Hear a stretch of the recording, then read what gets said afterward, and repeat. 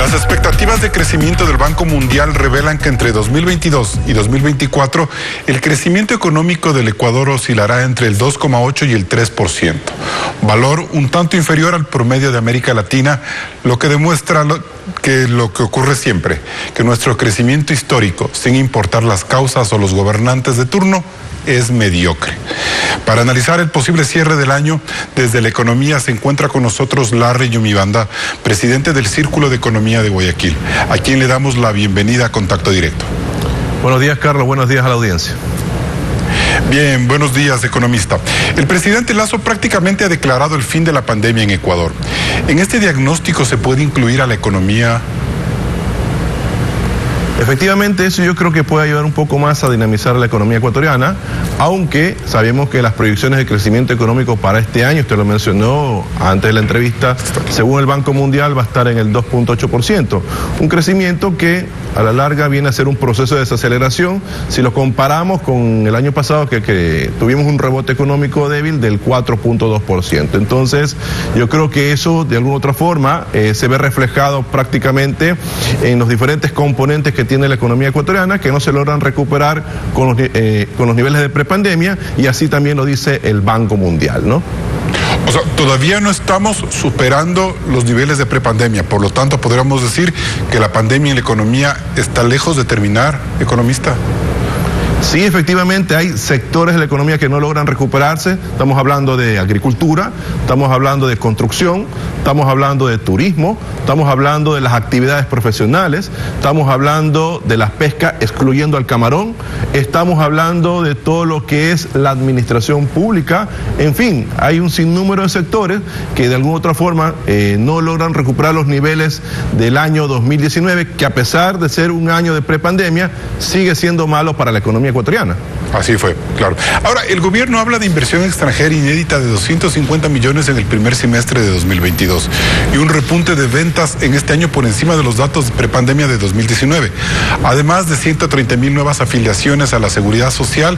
Y el presidente Lasso, el 9 de octubre, en las fiestas de Guayaquil, señaló que se ha creado como 270,000 puestos de empleo.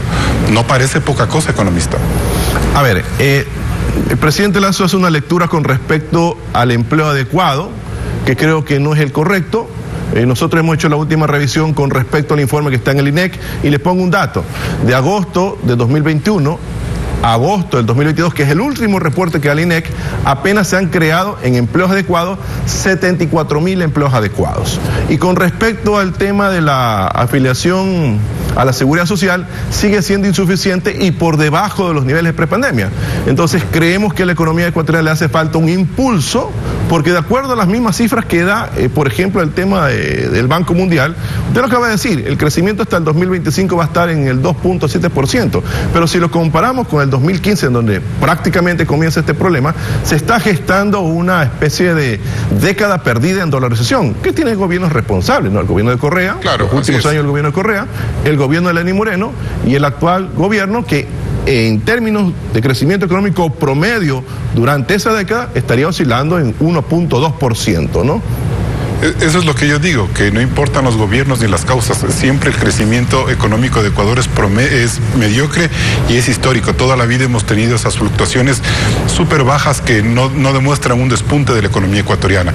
Pero volviendo un poco al tema del empleo, ¿la caída del empleo en el mes de agosto de 2022 obedece o es una consecuencia de lo que ocurrió en el paro de junio, por ejemplo, como para decir que ese evento frenó el crecimiento económico y frenó la creación de empleo, economista Yumibanda?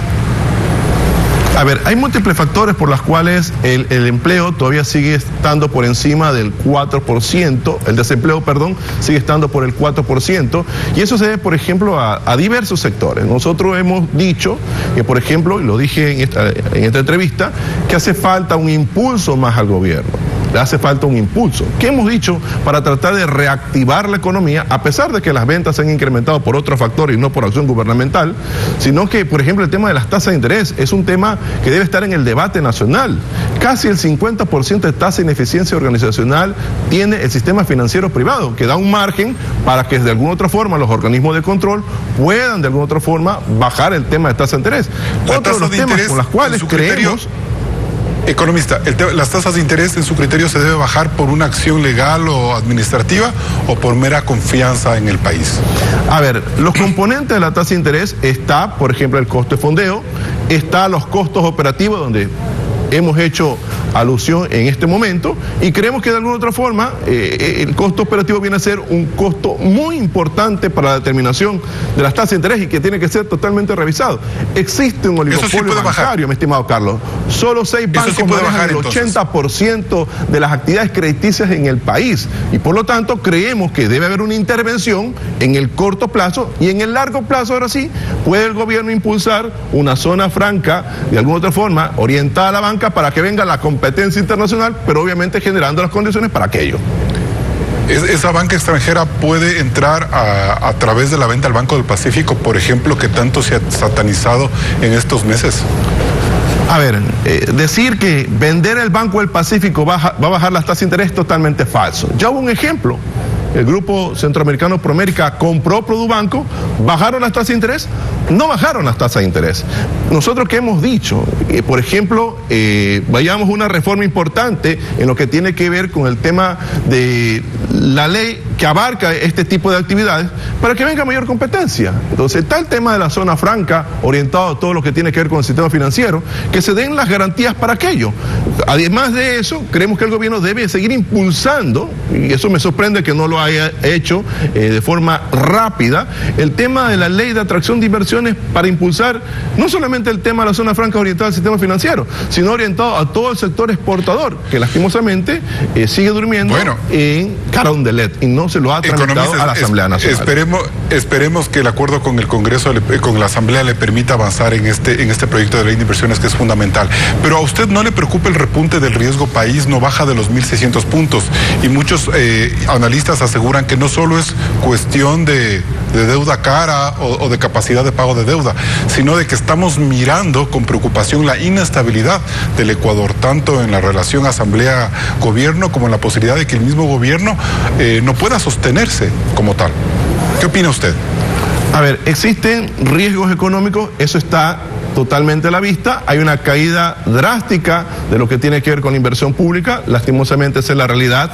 Adicionalmente existe un riesgo político en donde hay un cruce entre la Asamblea y el Gobierno Nacional que de alguna otra forma puede afectar al tema de lo que es el riesgo país.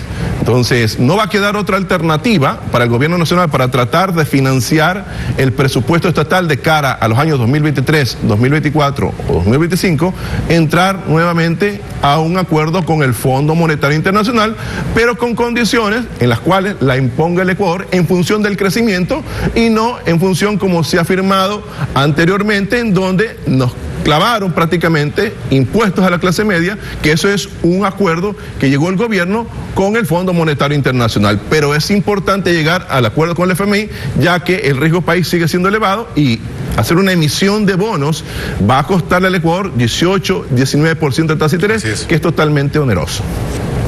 Bien, o sea, lo responsable es seguir con el Fondo Monetario Internacional, pero con otras condiciones. Estuvo con nosotros Larry Yumibanda, presidente del Círculo de Economía de Guayaquil. Gracias por sus respuestas en Contacto Directo. Gracias, Carlos.